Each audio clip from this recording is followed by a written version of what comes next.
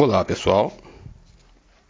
Estamos iniciando mais um tópico importante que visa trazer um esclarecimento e estabelecer um ponto de vista sobre uma temática abrangente sobre um determinado evento que aconteceu recentemente.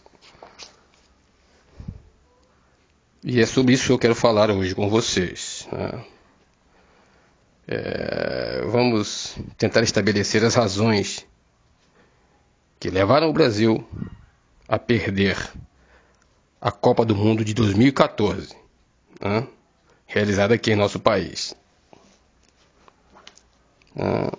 Na semifinal, o Brasil foi derrotado pela Alemanha pelo elástico placar de 7-1.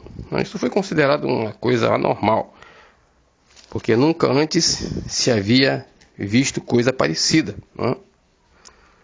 Só que dias antes deste jogo, eu assisti numa rádio evangélica aqui do Rio de Janeiro, uma ouvinte, né, que veio a público tecer um comentário, né, que além de enaltecer a seleção brasileira,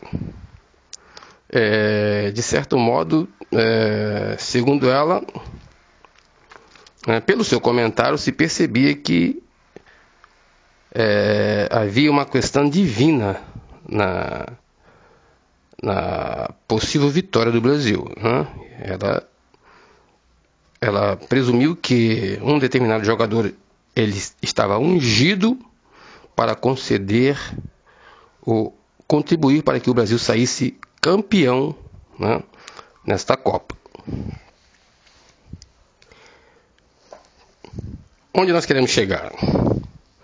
Para tentar estabelecer um parâmetro, né, para que as pessoas possam exercer, por um dado de inteligibilidade, uma interpretação bíblica dessa questão, nós precisamos saber e ter em mente a perspectiva e o propósito, né, para o qual foi chamada a Igreja de Deus. Perspectiva da igreja e propósito da Igreja de Deus. Quais são as perspectivas da igreja e qual é o propósito da Igreja de Deus na Terra?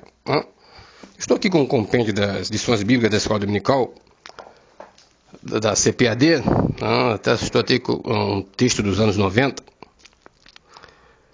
um comentário até do saudoso pastor Túlio Barros Ferreira, que foi o comentarista desta questão, né?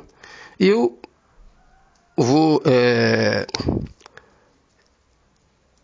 estabelecer sobre alguns tópicos: a igreja e sua edificação, a igreja e suas armas espirituais, a igreja e seu ministério, a igreja e a sociedade, a igreja e o contexto atual, a igreja e suas doutrinas, a igreja e a obra missionária, a igreja e suas metas, a igreja em relação ao Estado, a igreja e a família, a igreja e o reino de Deus, a igreja e a escola dominical, a igreja e suas riquezas, a igreja e sua bem-aventurada esperança.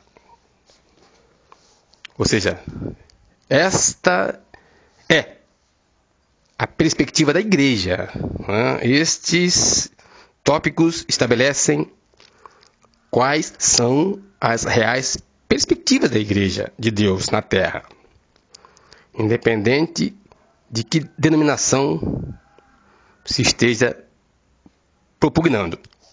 Muito bem. Quando o Brasil foi derrotado pelo placar de 7-1, o país se surpreendeu.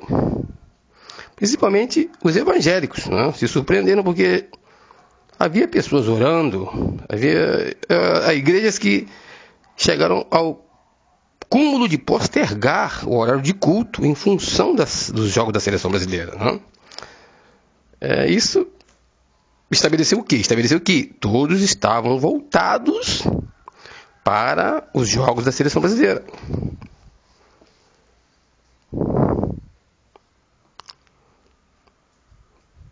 Mas o que vem estabelecer a questão é não simplesmente o fato de você gostar de futebol, assistir os jogos da seleção brasileira. Até aí, nada em contrário. Agora, uma coisa é você gostar de futebol, torcer pelo Brasil. Outra coisa bem diferente é você, como forma de sacralizar isso, achar ou até mesmo imaginar que Deus tem um propósito nesse negócio. Aí mora o erro. Quem estabeleceu esse ponto de vista errou e errou feio. Porque Deus não tem nenhum propósito com o jogo de futebol. Isso é coisa do homem, coisa humana. Deus, ele não está nem aí para a seleção brasileira. Se você veste a camisa da seleção brasileira, isso é um projeto seu. É uma forma sua de nacionalismo. Isso é um folclore que você defende. E até aí nada demais. Né? Agora, você trazer isso para dentro da igreja e chegar ao cúmulo do absurdo de dizer que Deus, ele vai agir para que o Brasil saia campeão, meu amigo, meu irmão. A Bíblia diz que Deus, ele jamais dará sua glória a outrem. Entendeu? Esse aqui é o grande problema. A pessoa sacralizar esse tipo de coisa, trazer isso para dentro da igreja. Vir para os cultos da igreja vestido com a camisa da seleção brasileira. É muito complicado. À luz da Bíblia, é complicado você tentar estabelecer isso e pragmatizar sobre a ideia de que isto tem tudo a ver com o Evangelho, com a crença, com a sua fé. Você está entendendo? Quer dizer, você trouxe para o labirinto uma coisa conflitante. O camarada, ele gosta de futebol, ele fica com o seu futebol lá fora, mas trazer futebol para dentro da igreja, discussão futebolística para a igreja, entendeu? Instigar os membros da igreja a torcerem pela seleção é uma coisa completamente fora do padrão em questão. Aí você vai para a Bíblia e você começa a digerir tudo que eu estou estabelecendo aqui. Você vê que foi uma coisa tão gritante que a derrota do Brasil por 7-1 traz um pressuposto divino. Porque quando o apóstolo João escreveu às igrejas, ele escreveu em número de 7. Ou seja, o 7 é o número da plenitude divina. Aquela derrota do Brasil por 7-1 está querendo dizer alguma coisa para a igreja, para aqueles que estavam torcendo para que o Brasil saísse campeão. Então você observa, a Bíblia, ela, por confronto, ela traz a indicação de que Deus não estava se agradando dessa postura dos crentes, né? Frente a essa questão. Isso não agradou aos olhos de Deus, né? Porque a igreja de Deus, ela é separada, ela veio para representar Deus na terra. Nós não viemos para representar a seleção brasileira de futebol, né? Nós não estamos aqui para dizer que somos torcedores da seleção brasileira, e muito pelo contrário, nós fomos chamados para anunciar o Evangelho a um povo que está desgarrado em trevas, né, maculado pela desigualdade, pela alta criminalidade, né, pelo desespero e pela miséria. Esta é a missão da igreja, alcançar esse povo, né? Não estabelecer esse patamar que ficou propugnado por ocasião do evento da Copa do Mundo realizado aqui no Brasil, né? Então, Deus quer nos falar através deste evento que nós temos que fazer um exame sobre a nossa postura como cristãos Nós temos que fazer um exame mais apurado. E nós podemos aprender com Nicodemos, né? Talvez seja necessário que nós precisemos nascer de novo para podermos ver o reino dos céus, né? Então, quer dizer, o indivíduo ele vai para a igreja, mas ele continua sendo um crente nominal. Ele continua atrelado ao mundo como se ele pertencesse ao mundo. Ele continua dentro da igreja, mas ele age como se ele não fosse um evangélico. Ele age como se ele não fosse um cidadão dos céus, né? Então, quer dizer, nós precisamos ter uma noção melhor do evangelho. Precisamos ter uma noção mais ampla do que o Espírito Santo nos quer revelar a respeito disso. Então, quando uma pessoa chega numa rede de rádio, começa a dizer que Deus ele vai dar a vitória, que Deus vai abençoar, que Deus está no negócio, de repente acontece o contrário, tudo vem abaixo de forma que ninguém sequer imaginava. Então, isso passa a pressupor que existe algo que não está de acordo com a nossa atitude, né? E a derrota do Brasil, ela vem estabelecer esse cronograma, porque a igreja estava envolvida nesse negócio, né? Quer dizer, nós estávamos com o pensamento voltados, né, para isso, né? Quer dizer, Deus ele fala de várias formas.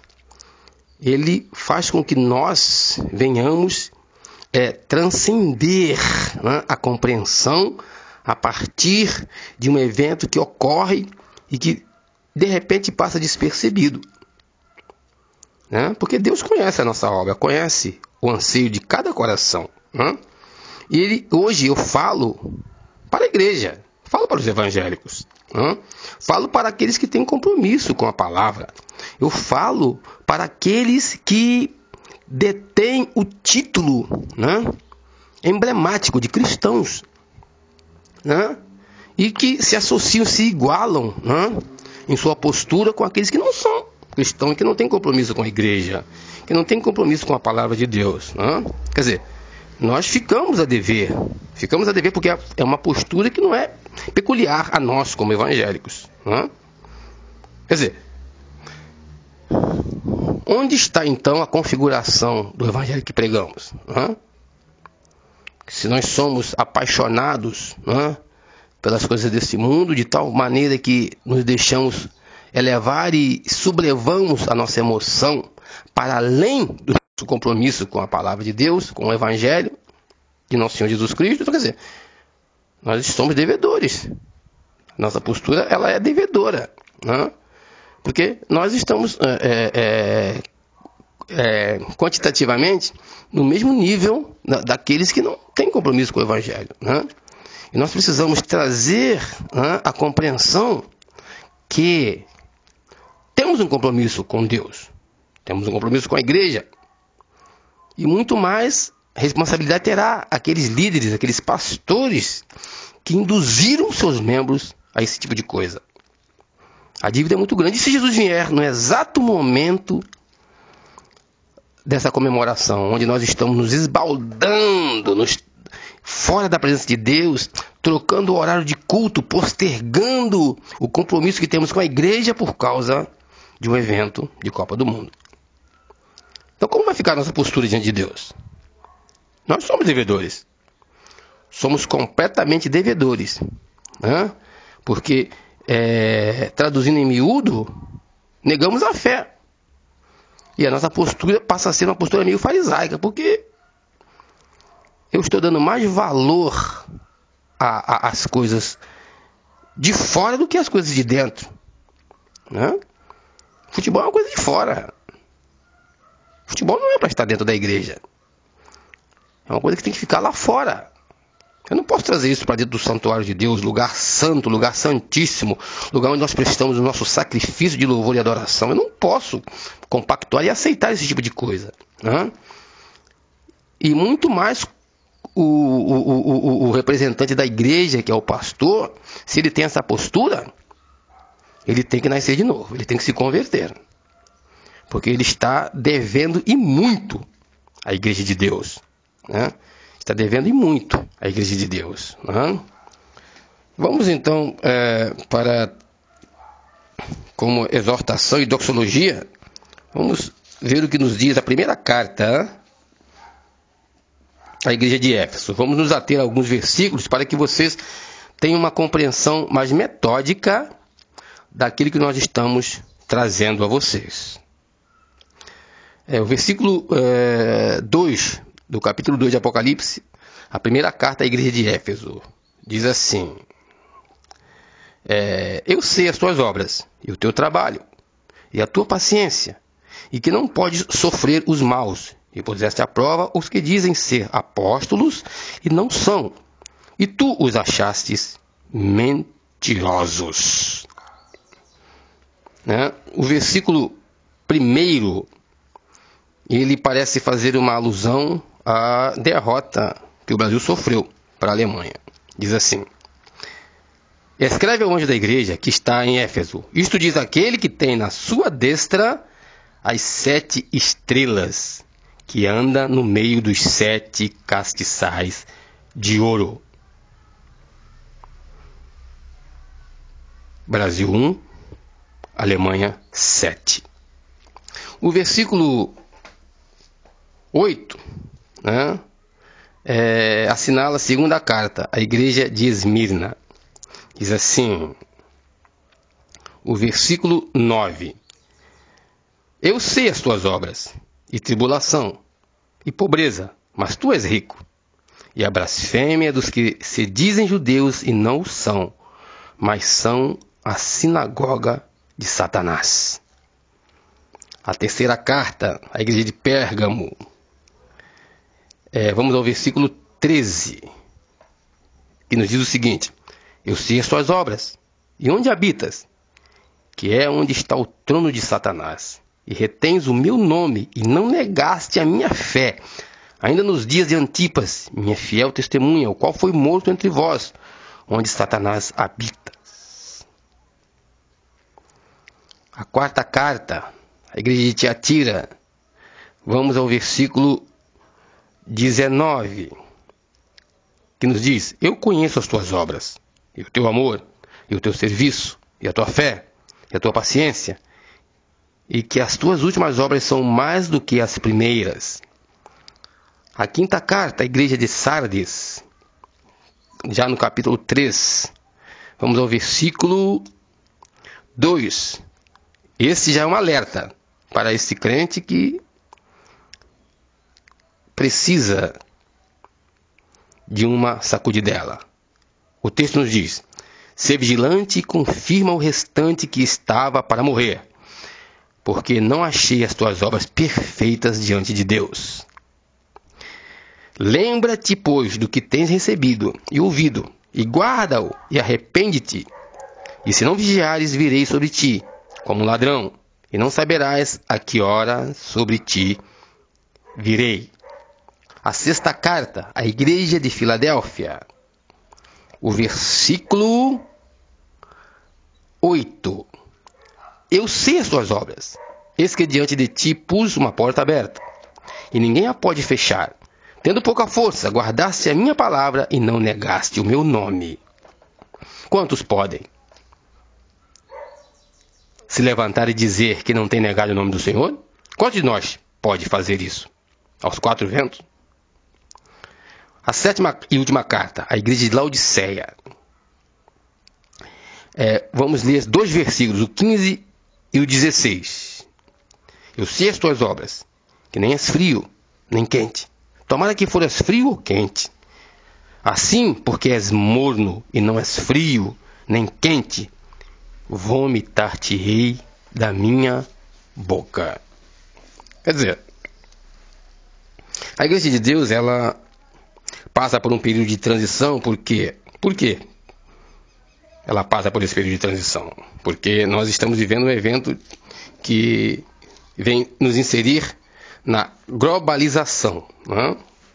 A nova era, ela já está estabelecida, né? Vivemos no pleno período do poderio econômico, né? Você é o que você tem. Você é o que você apresenta. Você é o que você é.